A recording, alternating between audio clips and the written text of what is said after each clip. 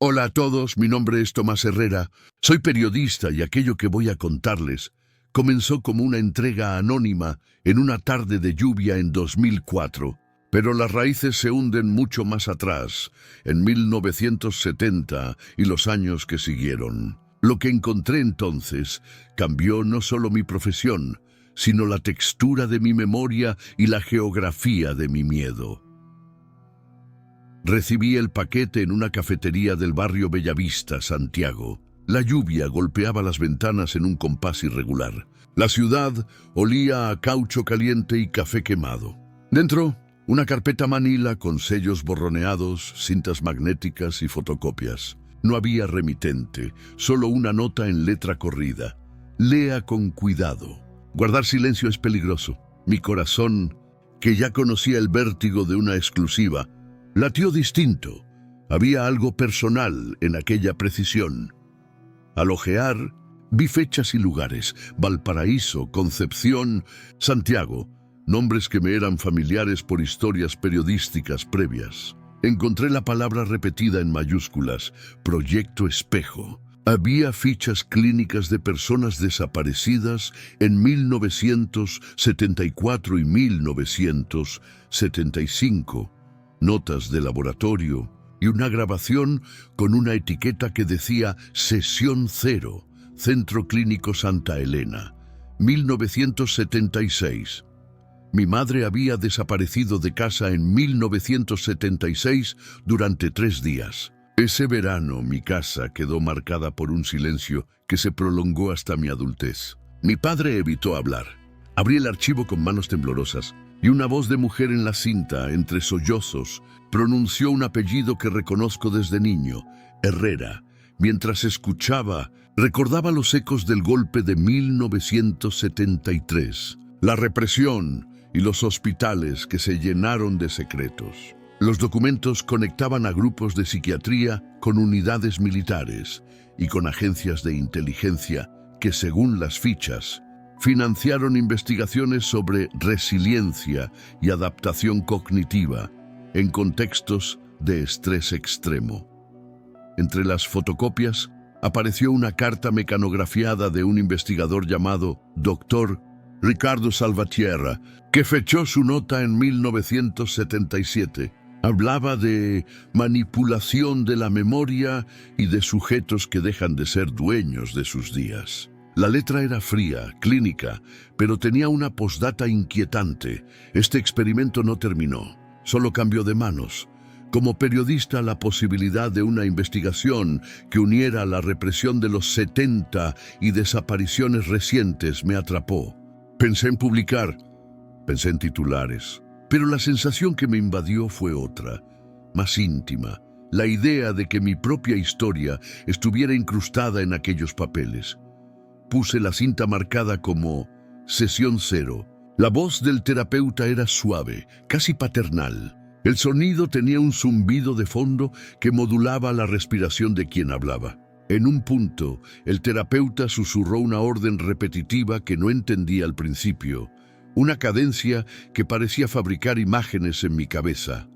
Un patio, un árbol, una figura. Sentí náuseas. Salí de la cafetería con la carpeta bajo el brazo y me costó trazar el camino a casa. Las calles parecían dobles, mi ciudad y una capa superpuesta de imágenes de los 70. A media cuadra, una luz fluorescente parpadeó y mi pulso respondió con la misma irregularidad que la cinta. Empecé a escuchar, sin saber por qué, fragmentos de conversaciones que no había presenciado. Aquella noche escribí mis primeras notas. No publiqué. Abrí un cuaderno y sin pensar numeré fechas: 1974, 1976, 2004. Un patrón comenzaba a dibujarse: desapariciones en años que guardaban intervalos parecidos, nombres que se repetían, y una simbología: 2 triángulos entrelazados, que aparecía en sellos oficiales y en la esquina de unas fichas. Llamé a Lucía, una amiga investigadora forense que conocía mi vida desde la universidad. Ella llegó a mi departamento con un lector de cintas y ojos que olían a cansancio y curiosidad. Juntos pasamos la noche escuchando, comparando voces, transcribiendo rituales clínicos que no parecían médicos, hipnosis, órdenes encubiertas y el uso de música como herramienta. Lucía encontró una nota que relacionaba a un programa de rehabilitación social de 2003 con el mismo símbolo. «Esto no está cerrado en los 70», dijo. Alguien reactivó los protocolos. La frase cayó como una placa fría sobre mi pecho. Si era cierto, la historia no era solo del pasado. Al volver a una grabación, apareció la voz de mi madre en una sala donde juré nunca haber estado. Su tono era distinto, lejano. Pronunció mi nombre completo y, después, una frase que mi cerebro archivó como imposible: «Cuida el espejo». Mi garganta se cerró. ¿Por qué mi madre diría eso en una cinta de protocolo? Al día siguiente mi casa apareció revuelta, como si alguien hubiera buscado algo. No faltaba nada material, pero alguien había pasado las manos por las estanterías. El polvo estaba alterado en líneas que parecían haber sido barridas con prisa. En el borde del mantel, con tinta negra, alguien trazó el símbolo de los triángulos. Empecé a dudar de mi imaginación. ¿Estaba proyectando? Era paranoia, producto del miedo a una historia demasiado grande. Lucía me miró y dijo, con una frialdad que me dolió: «Si esto te toca tan de cerca, Tomás, debes alejarte o cavar hasta que duela. No hay medias tintas». Esa noche, antes de dormir, reproduje de nuevo la cinta Sesión Cero, esperando encontrar una explicación técnica. En el minuto 23, la voz del terapeuta mencionó una fecha precisa, escrita en palabras: 28 de septiembre de 1976. Y luego, en un susurro que parecía atravesar el tiempo, dijo: «Si Tomás Herrera escucha esto, sabrá que nunca lo abandonamos». La habitación se volvió más pequeña y escuché, por primera vez desde niño, el crujido de una puerta que no había sido abierta por nadie. No me fui. Tomé la carpeta y viajé a Valparaíso, al Centro Clínico Santa Elena, lugar que aparece repetidamente en las fichas. Los cerros olían a sal y diésel. Las fachadas mantenían la picha colgante de la historia. El edificio estaba clausurado desde hace años, tapiado con tablones que alguien había pintado de un rojo extraño. Con la ayuda de un antiguo colega, Bruno, conseguimos entrar por una ventana lateral. El interior conservaba vestigios, registros polvorientos, una silla con correas y placas en la pared con anotaciones de sesiones. En una sala, la pintura desconchada formaba líneas que parecían manos. La sala, donde se realizaban las sesiones experimentales, conservaba un altavoz empotrado en el techo y cables que descendían como venas por la pared. En el suelo, una carpeta clavada con un alfiler contenía un dibujo infantil de un espejo partido. La firma decía Ana María, edad 6. Ana María era una de las fichas desaparecidas. Encontramos a una mujer mayor que vivía cerca y que trabajó en el centro en 1976. Se llamaba Marta y su mirada era de cristal. «Vieron cosas», dijo con voz hueca. «Gritos que no eran de dolor, sino de pérdida de sí mismos», contó. De noches donde los pacientes despertaban sin recuerdos y con objetos que no conocían. Entre los papeles hallé una serie de órdenes firmadas por una oficina de inteligencia con el membrete de Departamento de Seguridad Social y el nombre de un coronel que, según los archivos, supervisó programas de rehabilitación en los 70. Las fechas coincidían con desapariciones de pobladores en pequeñas localidades costeras. En un informe apareció otra vez el apellido Herrera. No era mi familia en la ficha, pero sí un apodo. El espejo.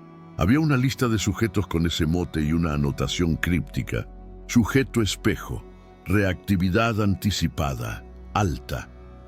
Bruno sugirió que el proyecto buscaba crear sujetos capaces de recibir órdenes indirectas a través de sonidos y patrones. «Un control de conductas sin cárceles», murmuró.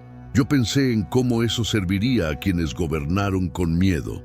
Esa noche, al volver al hotel, soñé con un pasillo largo y al final, un espejo que no reflejaba mi cara, sino la de mi madre en distintas edades. Los sueños comenzaron a colarse en la vigilia.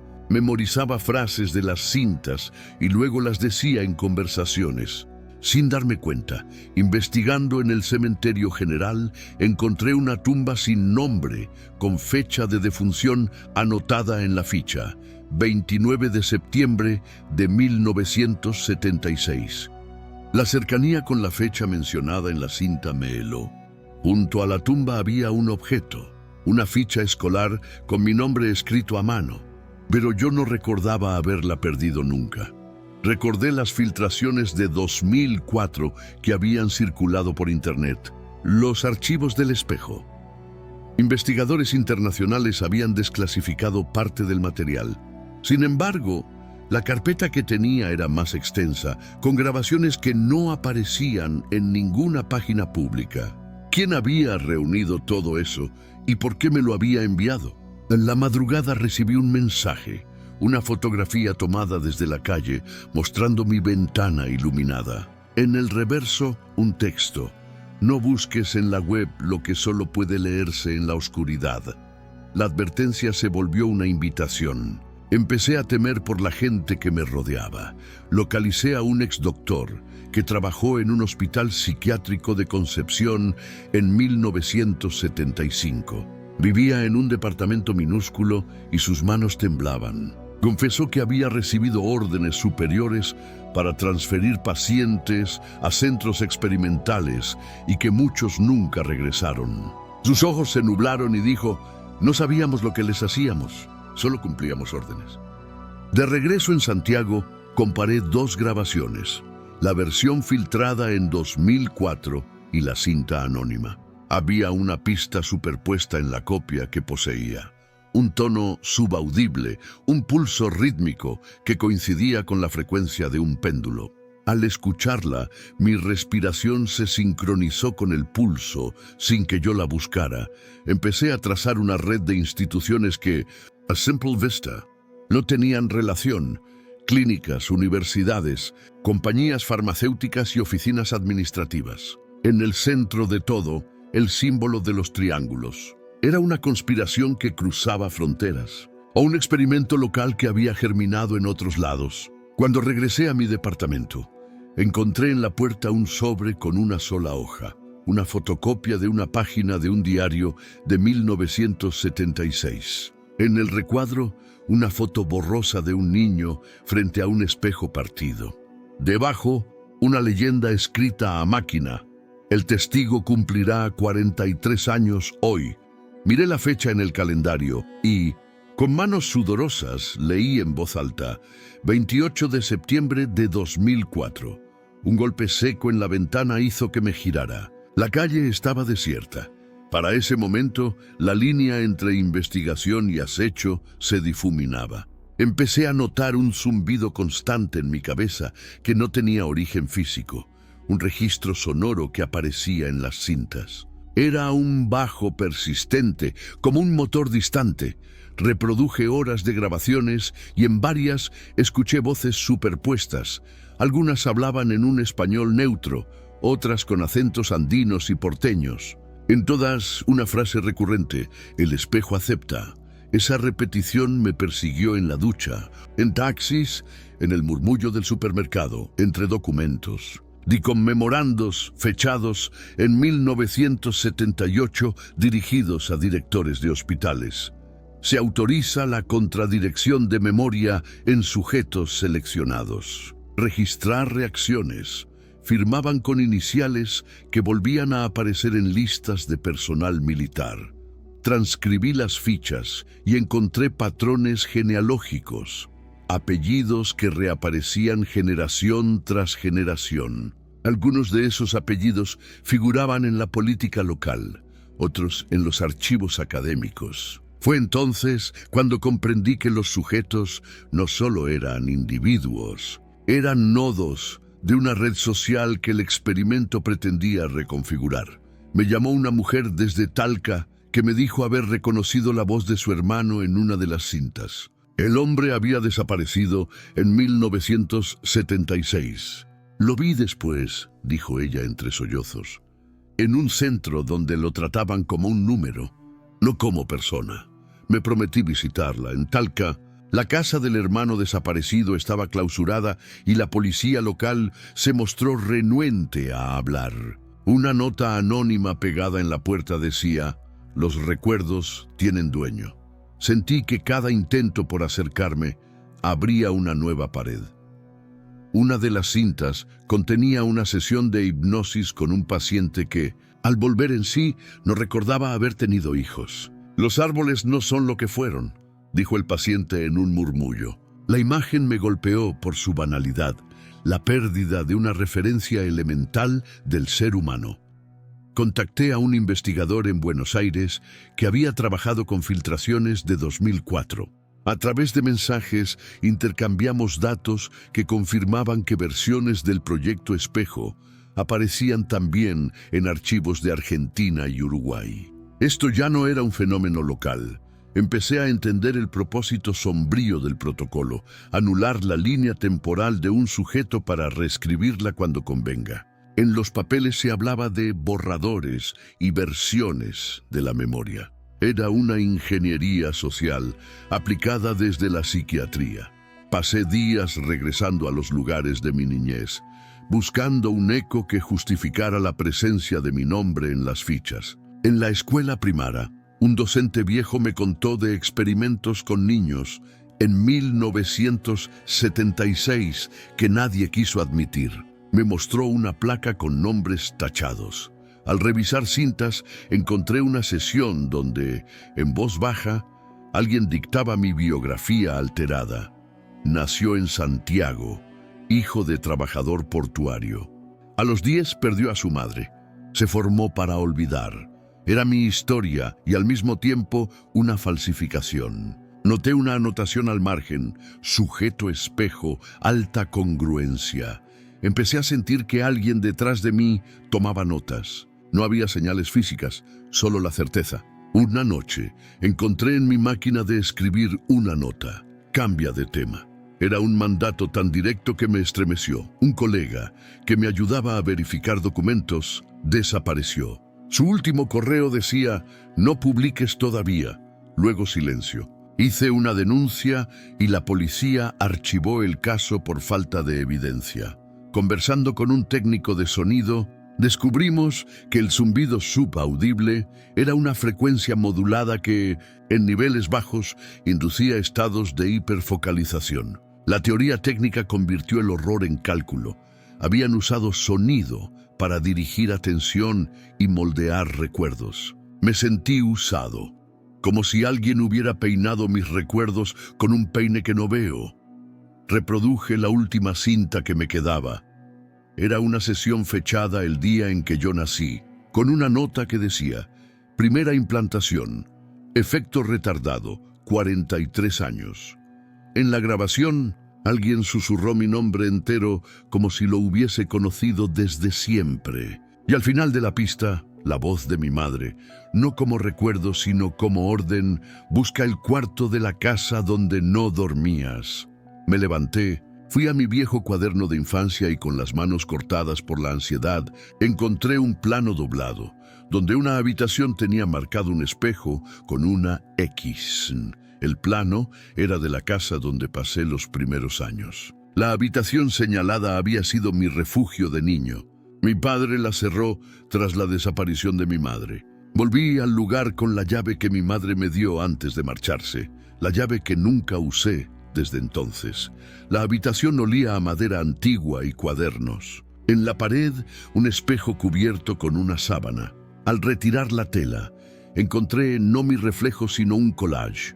Fotografías recortadas de personas con ojos arrancados en las imágenes, pegadas formando patrones. En el centro, una foto de un laboratorio con una placa que decía: Centro Clínico Santa Elena, 1976. Mi padre, ya envejecido, me habló por primera vez esa tarde. Contó que lo obligaron a firmar papeles en 1976 para colaborar con la recuperación de mi madre. No supo más. Dijo que la llamaron semanas después y le pidieron sangre. Sus manos se cerraron en puños y la voz se le quebró. En los archivos aparecía un mapa conceptual. Universidades que proveían teoría, hospitales que proveían sujetos y oficinas estatales que proveían protección. Había también un diagrama de fases: inducción, fijación y reversión. La tercera fase, según una nota, se aplicaba solo en casos de alto riesgo social.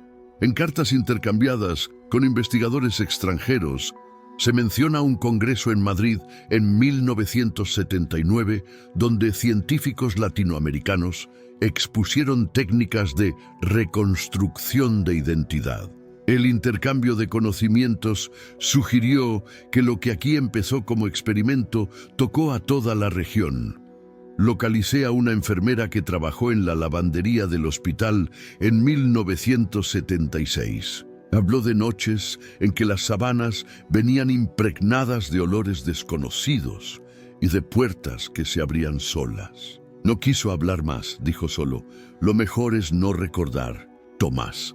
Lo mejor es olvidar. Encontré protocolos donde además de sonido se usaban objetos personales, juguetes, fotografías y a veces olores específicos para anclar recuerdos. En un inventario había juguete de madera, forma de barco, procedencia, Hogar Herrera, mi propia infancia convertida en instrumento.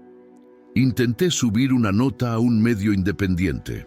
El editor vetó el texto. Demasiado especulativo, dijo. Más tarde supe que ese mismo medio había despedido a otro reportero que investigó temas sensibles. Empecé a sentir el cerco institucional. Una mujer llamada Isabel me contó que su hermano, sometido a sesiones, despertó hablando múltiples idiomas que no conocía y sin memoria de su infancia. Era como si le hubiesen puesto otra vida encima, dijo. Sus ojos seguían la línea imaginaria de un espejo partido. En un baúl de la clínica hallé cintas con etiquetas escritas a mano. Protocolo E7. Revisión 1982. Al reproducir una, escuché un coro infantil repitiendo frases que se volvieron la clave para abrir memorias. La voz de mi madre emergió otra vez en medio, esta vez recitando una lista de nombres. Entre papeles, una guía técnica describía dispositivos para inducir estados mediante vibraciones de frecuencia infrasonora.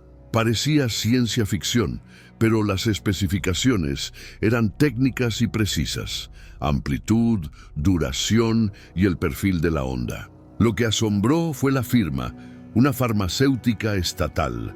Un colega me envió una foto de un archivo en Buenos Aires, donde figuraba la misma farmacéutica y una transferencia económica fechada en 1979. La suma y la anotación para y pilotos de campo hicieron que el entramado creciera hasta rozar a grandes intereses. Un expediente de 2003 revelaba que ciertos protocolos fueron reciclados para programas de reinserción social dirigidos a jóvenes en situación de vulnerabilidad. La línea entre protección social y manipulación quedaba borrosa. ¿Quién decidía qué era reinserción y qué era reescritura? Al revisar un archivo digital, mi correo recibió un mensaje con un archivo adjunto, una foto mía tomada desde dentro de mi casa. En la imagen, un sobre con mi nombre encima de la mesa y detrás, en el espejo, la silueta de alguien que no reconozco. Una secuencia de números en el pie de la foto. La fecha de hoy, escrita con palabras. Decidí publicar un avance en un blog independiente. En menos de 24 horas, el post fue removido y el servidor cayó. Un mensaje llegó. No juegue con espejos, señor Herrera. Sentí que las paredes de la libertad de prensa eran finas como papel mojado. Contacté a un grupo de víctimas que se organizaban en una lista privada. Me hablaron de flashbacks avalanchas, episodios donde recuerdos falsos se superponían a los verdaderos, generando identidades compuestas.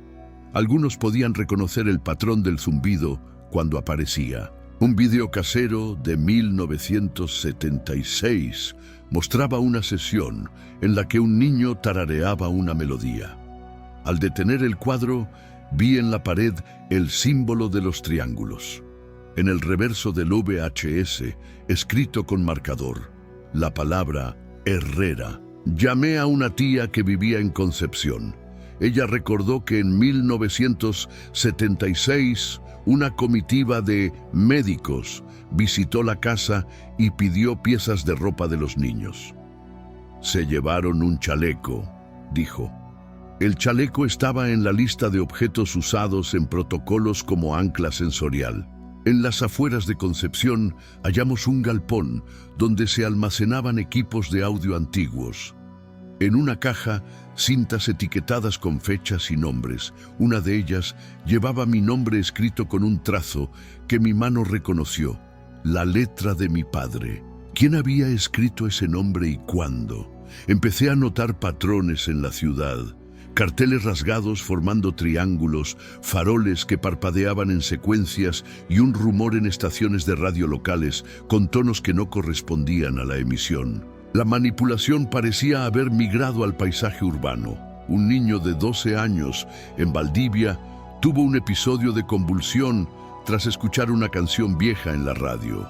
Sus padres recordaban que su conducta cambió después de ir a un taller municipal dirigido por una ONG con nombres vinculados a proyectos de reinserción. Un periodista argentino me envió actas de reuniones de 1979, donde se discutía el uso de estímulos auditivos en presos políticos para recuperar la moral. El lenguaje eufemístico enmascaraba un propósito de control. Recibí una llamada sin identificador. Una voz rota me dijo: «Hay un archivo que no has visto, la cinta marcada como final, no la reproduzcas en público».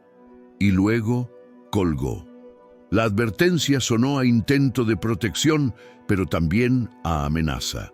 Al revisar notas de laboratorio, encontré la fórmula de un compuesto destinado a modular la memoria a través del olfato. Se mencionaba un adyuvante que potenciaba la impronta emocional.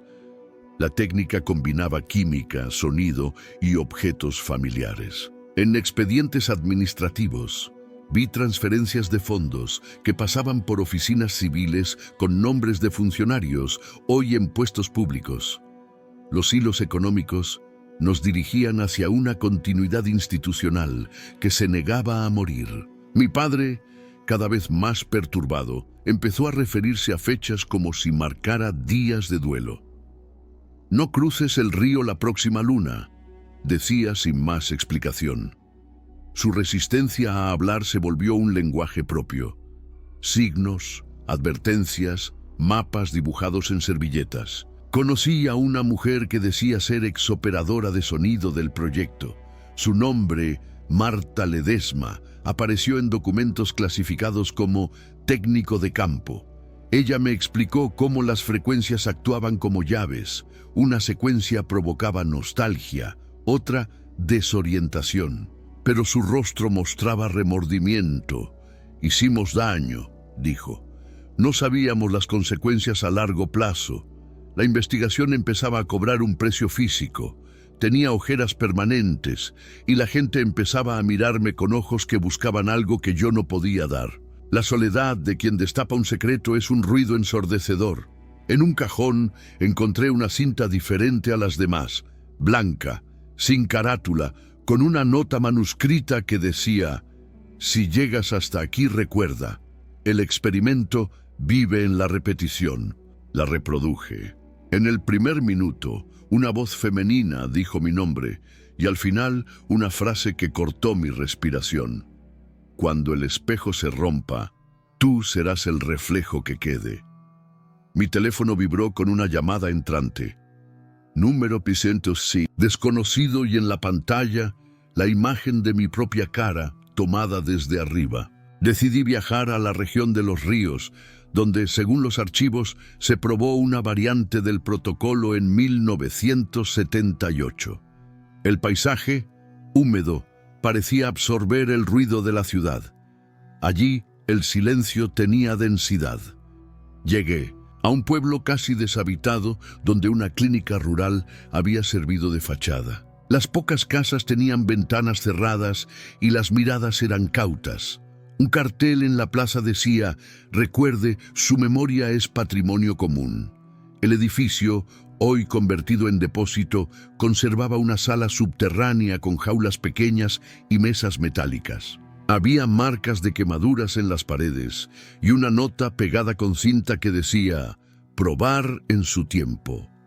Encontré también una libreta de registros con nombres que no estaban en ninguna base pública. Mientras revisaba, escuché pasos y una voz que me llamó por un apodo que no usaba desde niño. Me giré y vi a un hombre encorvado que me miró con la extrañeza de quien ve algo que debería haber olvidado. «Eres tú», dijo con sorpresa. «Eres el espejo». El hombre, exconserje de la clínica, contó que en noches de tormenta se activaban aparatos que emitían sonidos bajos. Los niños cantaban sin querer, relató. Después no sabían por qué lloraban. Sus manos temblaban al mencionar fechas. En el jardín trasero, debajo de tierra removida, hallé fragmentos de espejos y un trozo de tela con letras bordadas. Herrera. Mis manos cavaron con deseo y horror. El objeto parecía reclamar su lugar. Entre objetos, un cuaderno con dibujos de un niño mostraba una casa partida en dos por un espejo. Las anotaciones, en una caligrafía infantil, decían: no cruzar. Las palabras eran un mandato. Encontré marcas en los muros, casi invisibles, triángulos grabados con uñas. Compuse las fechas y entendí la periodicidad. Las sesiones se realizaban en ciclos que coincidían con eclipses y determinadas lunas, llenas, según una nota astronómica fechada en 1978. Reproduje una cinta hallada en la clínica y el zumbido subió en el volumen. El aire vibró. Un vaso en una mesa tintineó. Sentí por primera vez la sensación de que la casa tenía memoria propia. Algo en las paredes guardaba ecos de voces. En una foto Polaroid hallé a una profesional, gabardina y gafas, sosteniendo una placa que decía: Doctora Estela Márquez, coordinación. Su firma aparece en documentos oficiales. Busqué su rastro en registros académicos y encontré notas de un exilio a Argentina en 1981. Intenté entrevistar a vecinos. Muchos negaron conocimiento. Otros, sin embargo, confesaron sueños colectivos donde una figura femenina decía: «Volved a terminar». La idea de una memoria compartida me heló. El experimento dejó huellas en la psique de una comunidad. Esa noche, soñé que los espejos me hablaban y que me pedían que ordenara fragmentos de fotografías para reconstruir una línea temporal. Desperté con manos pegadas, como si hubiera estado sosteniendo vidrio roto. Recibí un correo con coordenadas y un mensaje: «Ve a la desembocadura del río el próximo eclipse. Allí terminará o empezará todo». La firma era una inicial, M. La posibilidad de que alguien me guiara o me tendiera una trampa me puso en alerta. Fui a la desembocadura en la madrugada del eclipse anunciado. En el aire, la frecuencia sonó más fuerte. Vi una figura femenina en la orilla, de espaldas, con un cuaderno en la mano. Cuando se volteó, la luna detrás de ella hizo que su rostro quedara en sombra. Con voz rota, la mujer dijo mi nombre y pronunció una frase que fue una sentencia. «No viniste a ver, viniste a ser visto». Me extendió una cinta en una funda plástica. En la etiqueta escrita a mano: «Sesión final, Tomás Herrera». La luna se ocultó tras una nube y en la oscuridad escuché un coro lejano que entonó en unísono mi fecha de nacimiento, pronunciada con palabras. Llevé la cinta al coche con manos que no querían obedecer. La funda olía a humedad y algo más, un olor clínico y dulce que recordaba a medicación. Sabía que al reproducirla podría cambiar algo irreversible. Con Lucía presente, pasamos la cinta por un equipo aislado. La señal inicial fue un tono de afinación, luego voces que conversaban como si planearan una operación quirúrgica sobre la memoria. La letra de una de las notas decía: inyección de ancla, con música. Una voz femenina, firme, dijo: iniciar sesión, implante emocional. La doctora Estela Márquez habló con calma, describiendo protocolos que mezclaban narrativas, padres que se retiran, juguetes que desaparecen, con estímulos sensoriales.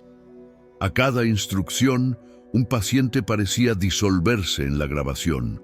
Marta Ledesma, la exoperadora de sonido, explicó cómo grababan capas de audio y las reproducían en distintos momentos de la vida del sujeto para soldar nuevas memorias. No todos lo resistían, dijo. Algunos simplemente callaban.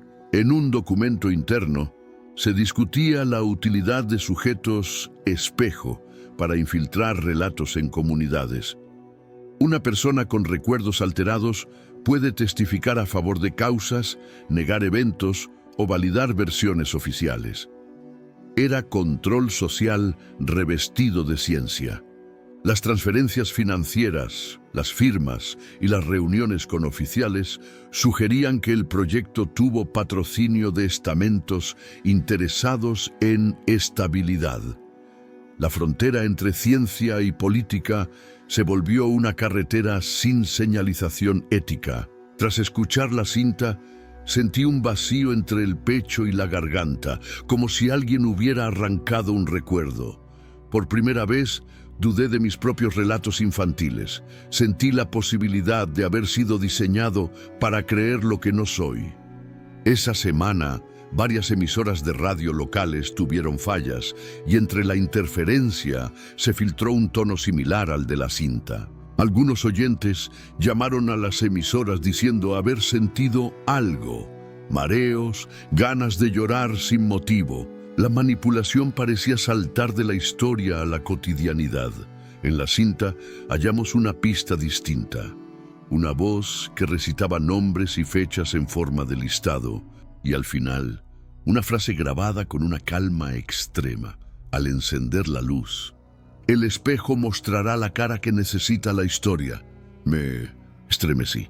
La grabación hablaba de usar sujetos como piezas de narrativas nacionales. Un colega argentino me informó de una reunión en la que sobrevivientes denunciaron prácticas similares. En una foto de 1981 vi a la doctora Márquez rodeada de funcionarios. Sus manos sostenían un documento que aquí aparecía tachado, pero allá estaba legible: protocolo de reinserción.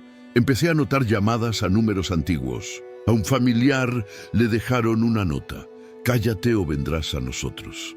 La intimidación se hizo tangible y me obligó a pensar en protección. Investigadores independientes propusieron técnicas de desactivación, música contraria, aromaterapia inversa y la exposición controlada a recuerdos verdaderos. Empezamos a probar con cautela métodos para despegar las capas falsas. Una mujer que había sido sometida a protocolos en 1976 relató que, tras escuchar una grabación con las voces originales mezcladas con las suyas propias, comenzó a recuperar fragmentos de su vida perdida. El proceso era doloroso, como abrir cicatrices, pero parecía posible. Me sometí, bajo la supervisión de Lucía y Marta L., a una sesión breve en la que me expusieron a grabaciones de mi infancia real. Risas, la voz de mi madre cantando, el latido de mi padre cuando me arrullaba. Las sensaciones eran puras y brutales. Algo dentro de mí se removió, como tierra que se afloja. Al final de la sesión, Marta me entregó una hoja que había encontrado entre las pertenencias de la doctora Márquez. Era un registro. Sujetos espejo, lista prioritaria. Mi nombre aparecía. Al lado, una anotación con tinta roja.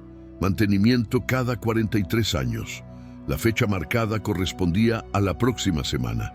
Y en la última línea, una frase que heló mi sangre: si falla, replicar mediante contacto directo. Un timbre insistente sonó en la puerta. O fuera, alguien gritaba mi nombre con una voz que sonaba igual que la mía. Desde entonces, las miradas en la calle se volvieron más explícitas. Sentía cámaras en esquinas nuevas y sombras en balcones a distintas horas. Un coche oscuro me siguió una tarde hasta la estación de metro. Mis contactos empezaron a bajar el volumen. Periodistas que antes me ayudaban ahora decían, no es. ¿Seguro? El silencio cómplice se volvió otro enemigo. Empecé a perder aliados. En una caja que encontré en la antigua clínica, hallé juguetes que al activarlos reproducían frases en voces infantiles. No mires detrás del espejo. Los objetos servían como anclas residuales para provocar reacciones específicas. Reexaminé las fechas y encontré un vínculo con ciclos lunares y eclipses. Cada cierto intervalo, aproximadamente cada 4 décadas, había una activación masiva. Las notas con grafías de los técnicos usaban la palabra resonancia. Bruno desapareció tras entrar en una sede pública en busca de papeles. Su apartamento estaba intacto. Su gato maullaba hambriento.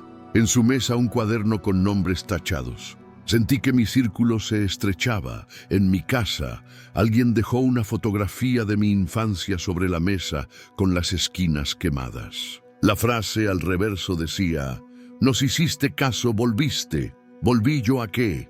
A ser testigo, actor o experimento». Descubrimos que las sesiones incluían pequeñas ceremonias, canciones, luces y aromas, combinados con historias que promovían el desapego de la memoria original.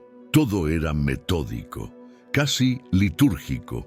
Un exmilitar que había archivado documentos apareció dispuesto a hablar a condición de anonimato.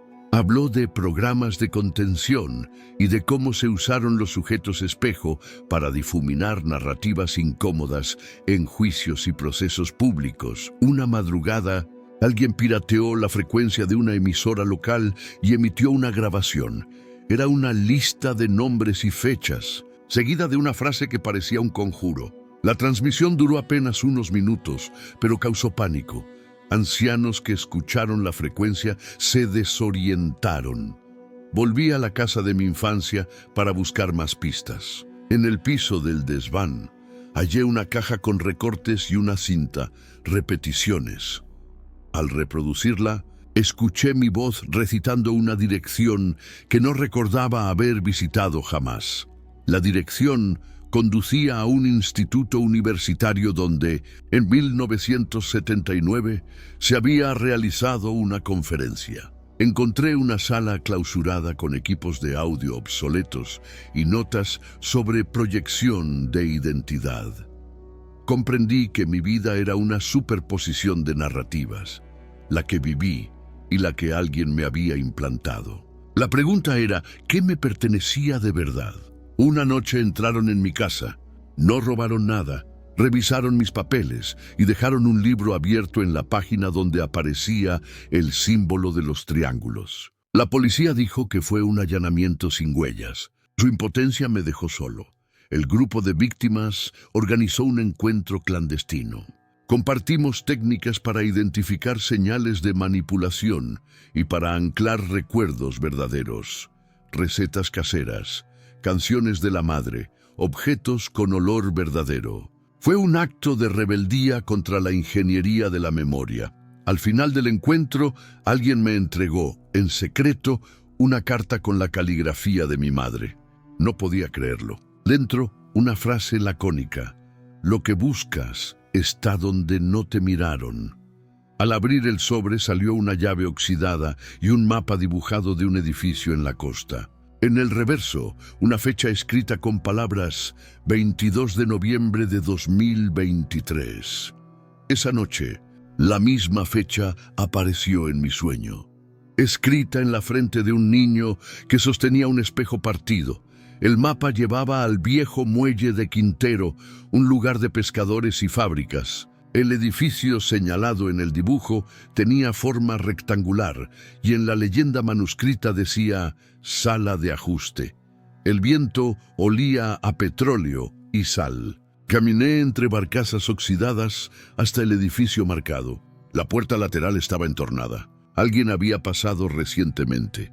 Entré con precaución, la carpeta apretada contra el pecho. La sala era menor de lo que imaginaba, con bancos alineados y un dispositivo central, un altavoz grande, 2 sillas con correas y una mesa con pedales. En la pared, el símbolo del triángulo repetido con cinta adhesiva. En un cajón encontré documentos internos con sellos de la misma farmacéutica estatal y un diario de campo fechado en 1976. En él, una entrada en la que alguien anotó: sujeto H, alta reactividad emocional. Mantener en observación. En una caja había una cinta con mi nombre, escrita con una caligrafía infantil.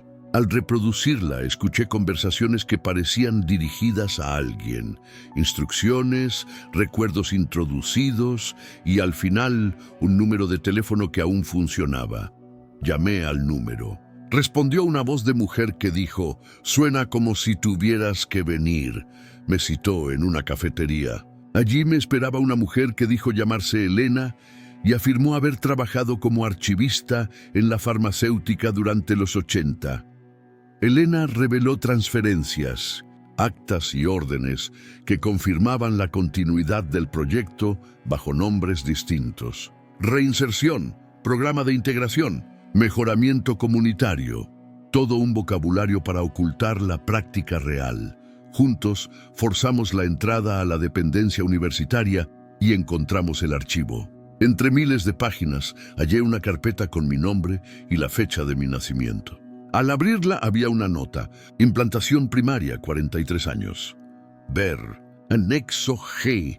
El anexo describía una técnica radical: la replicación de recuerdos mediante la exposición repetida a relatos y la posterior supresión por disociación. En el documento había fotos del equipo, con caras que ahora veía en la política, en la prensa y en la academia. Entre las fotos hallé una imagen de mi madre entrando en una sala junto a la doctora Márquez. Mi pulso se detuvo. Alguien había documentado su visita en 1976. La hoja tenía una nota: sujeto tomador de riesgo, progenie, potencial espejo. Quise enfrentar a quien coordinó el archivo. Elena me dijo que existía un nombre recurrente en las órdenes: un asesor con iniciales FC, ligado a una fundación cultural.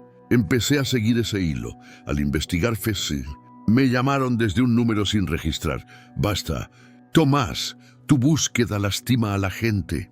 A la mañana siguiente, Elena fue encontrada inconsciente en su departamento con la grabación de una sesión reproduciéndose sin pausa. Con manos temblorosas, abrí una caja etiquetada Anexo G, sesión final. Dentro, una cinta numerada como G0. Sabía que esa cinta podría contener la clave para entender si yo era producto o testigo. Lucía me miró con miedo y dijo: «Si la pones, sabrás para siempre». Decidí reproducir G0 en compañía de Bruno y Lucía. La primera mitad fue ruido. La segunda, una sucesión de imágenes sonoras que describían mi infancia con detalles que solo yo conocía.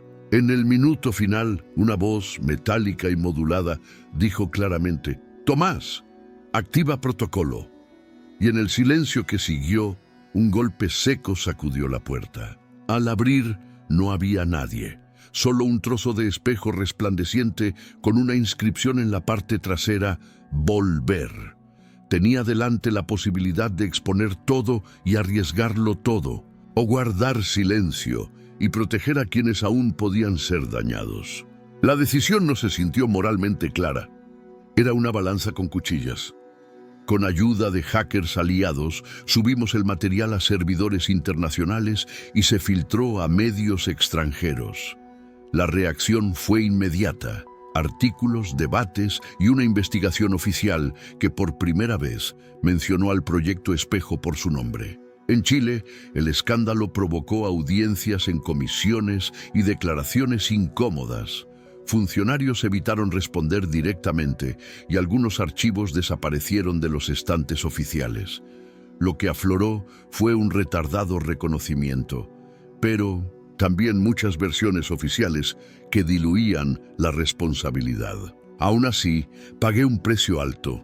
Amigos desaparecidos, amenazas y la certeza de que ya no podría vivir sin mirar el espejo con sospecha. La comunidad de víctimas encontró voz, pero la voz no siempre produce justicia. Comisiones y ONG empezaron procesos de reparación simbólica.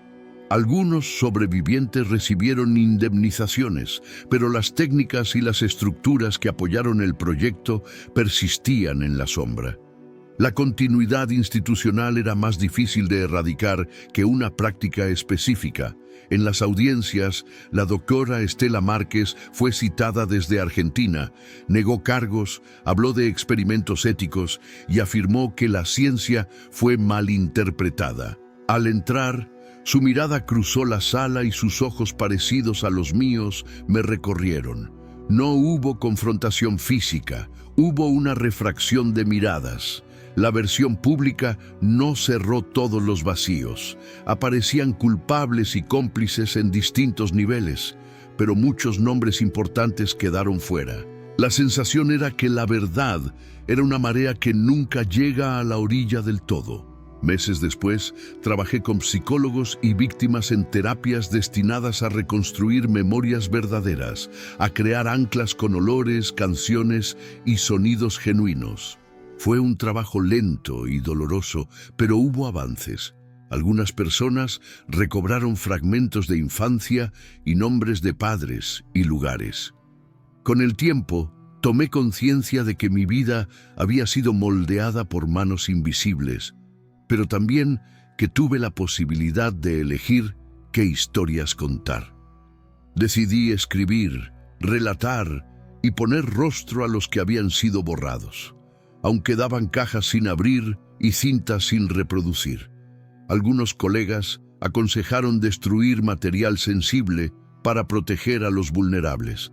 Otros, entre ellos yo, creíamos que la memoria completa debía existir, aunque doliera. La ciudad volvió a sus ritmos, pero en esquinas y radios flotaban ecos de lo que habíamos descubierto. Las técnicas habían entrado en el vocabulario popular. La idea de espejo se volvió sinónimo de manipulación. Grupos culturales empezaron a usar símbolos rotos como recuerdo y advertencia. Un año después, alguien dejó en mi escritorio una cinta sin carátula. En el reverso, escrito a mano, para terminar. La reproducí solo en la madrugada. Era una voz que conocía, la de mi madre, pero no como recuerdo, sino como mensaje directo. Decía: Tomás, si llegaste hasta aquí, significa que algo funcionó. Hay una verdad que no te contaron. Los espejos no solo reflejan, también conservan. En la cinta, mi madre habló de una habitación oculta en el Centro Clínico Santa Elena, donde se guardaban objetos que pertenecieron a sujetos resistentes. Dijo que alguien dejó una llave a su cuidado con la condición de que la entregara cuando su hijo cumpliera 43 años. La llave abre el baúl de las identidades, dijo. Mi corazón se paralizó. Aquello implicaba que mi vida y la de otros estaba almacenada como piezas. Guiado por la pista, volví a Santa Elena con un permiso provisional de investigación. En un sótano sellado encontré el baúl. Dentro, carpetas con relatos, juguetes, cartas y un espejo pequeño envuelto en tela. En una carpeta, mi nombre. Actué de forma meticulosa. Abrí y leí. Entre las páginas había una nota firmada por la doctora Márquez que decía: si estás leyendo esto, hemos fallado en borrar lo esencial. Adjunto, una foto de un niño mirándose en el espejo y debajo, una frase que cambió el sentido de todo.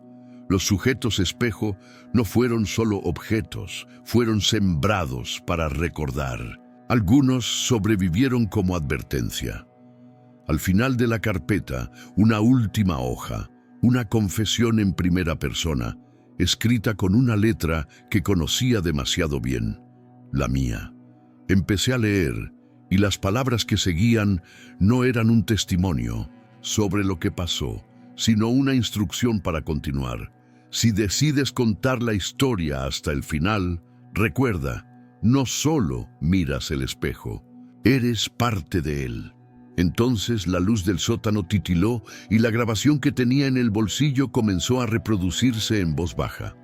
Era mi voz, recitando exactamente lo que acababa de leer.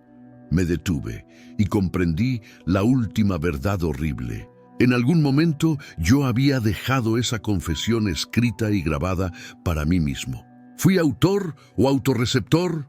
El baúl cerró con un golpe seco detrás de mí, y en el espejo pequeño mi reflejo parpadeó una vez más antes de mostrar otra cara, la mía, pero más joven, con los ojos de quien acaba de aprender que no todo lo narrado es pasado. Quedó la pregunta colgando en el aire. ¿A quién le pertenecen las historias? Si la memoria puede ser escrita y reescrita. Esta fue otra historia impactante de nuestro canal Relatos Prohibidos. La vida nos enseña que a veces la verdad se esconde en los lugares más oscuros y que incluso el miedo puede revelar una lección. Cada relato que escuchas aquí está inspirado en hechos reales, en experiencias de personas que vivieron lo inexplicable y encontraron fuerza en medio del terror. Si esta historia te estremeció o te hizo reflexionar, cuéntanos en los comentarios. ¿Qué habrías hecho tú en esta situación? Tu opinión nos importa. No olvides suscribirte y activar la campanita para no perderte nuestros próximos videos llenos de misterio, suspense y emociones intensas. Cada semana te esperamos con nuevas historias de secretos, traiciones, desapariciones y verdades que el tiempo intentó ocultar. Comparte este video con alguien que disfrute de los enigmas de la vida. Y recuerda, no todas las puertas deberían abrirse, pero algunas revelan lo que más necesitamos ver. Hasta el próximo video, si te atreves a escucharlo.